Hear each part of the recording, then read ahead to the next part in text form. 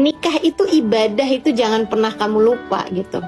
Nikah itu adalah ibadah, dan ibadah itu harus dibangun dengan benar-benar ibadah gitu. Mau nyari surga gitu kan, bukan buat nyari kesenangan, dan bukan pula buat menghindari pertanyaan kapan nikah di saat mudik lebaran gitu.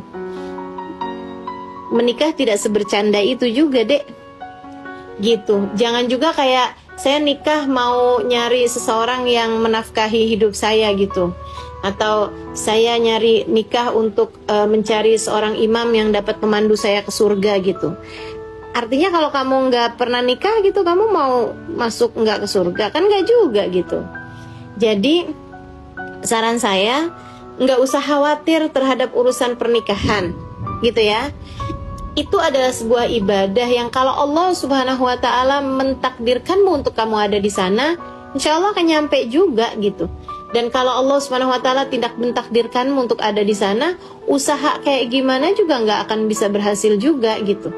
Ada berapa banyak kan orang udah sebar-sebar undangan gitu, udah semuanya rapi, kemudian acara nikahnya batal.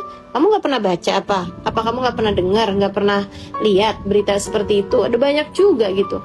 Ada banyak juga orang yang pacaran, ganti pacar sana, ganti pacar sini. Berkali-kali dia pacaran cuman untuk jagain jodohnya orang. Cuma untuk baper sana, baper sini, untuk patah hati sana, patah hati sini, jatuh cinta sana, gedubrakan di sana gitu kan. Jatuh kan, jatuh mana yang nggak sakit gitu.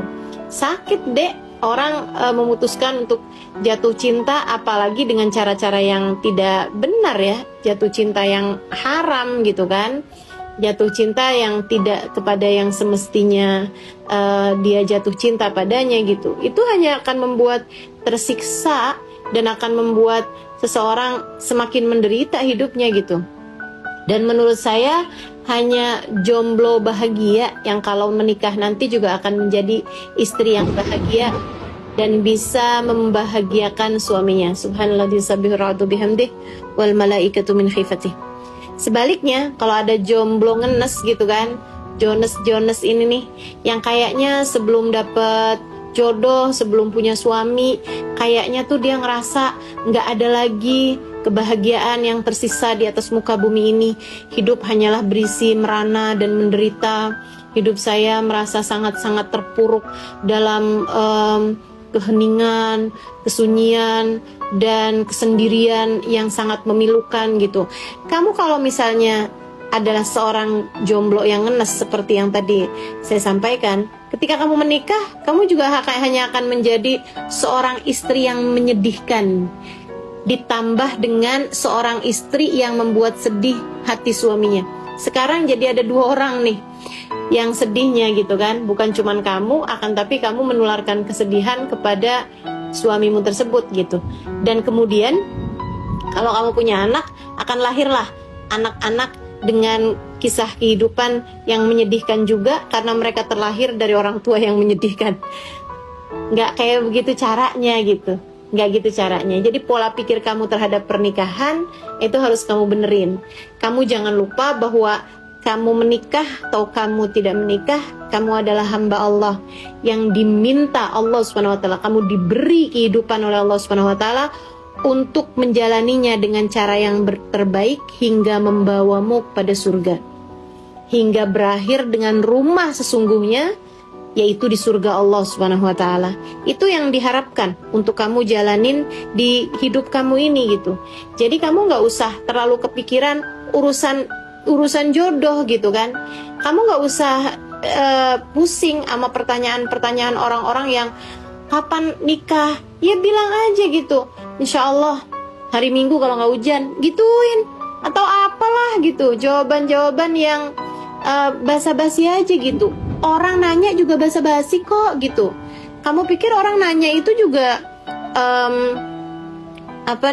bener-bener nanya gitu, dalam artian serius, dia nggak bisa tidur selagi kamu belum nikah, dia bener-bener yang kepikiran banget, sampai di tahajudnya dia mendoakanmu semoga kamu cepet nikah. Nggak segitunya juga gitu.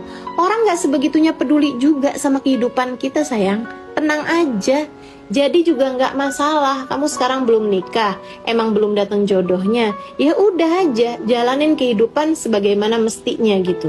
Kamu malu buat ketemu laki-laki, saya nggak malu, tapi saya nggak mau. Saya nggak mau ketemu laki-laki yang bukan mahram saya. Kenapa?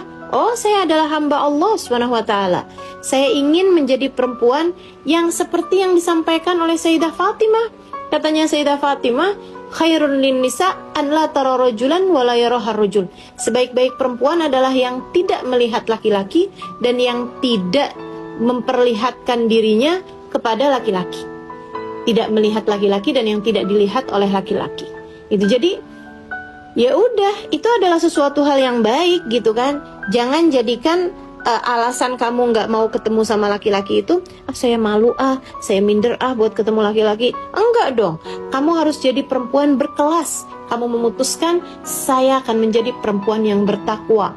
Saya tidak mau bertemu dengan laki-laki yang bukan mahram saya. Saya akan menjadi perempuan berkelas yang saya ingin menjadikan hidup saya buat Allah Subhanahu wa taala. Sekarang saya belum menikah, saya akan menjadikan hidup saya buat Allah Subhanahu wa taala, sebagaimana nanti kalau saya menikah, saya akan menjadikan pernikahan saya juga buat Allah Subhanahu wa taala.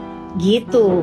Jadi sekarang nih yang kamu bisa kerjakan sebagai minal ibadah, sebagai bagian dari ibadah, itu apa gitu. Kamu liatin, kamu masih punya orang tua, berarti waktu kamu adalah untuk bakti sama orang tua kamu. Kamu masih bisa sholat tarawih nih bulan Ramadan, kamu bisa puasa bulan Ramadan dengan benar, dan kamu juga bisa memperbanyak membaca Al-Quran. Nggak usah kepikiran yang jauh-jauh untuk nikah tahun berapa, nih kenapa kok sampai sekarang hilalnya calon belum ada.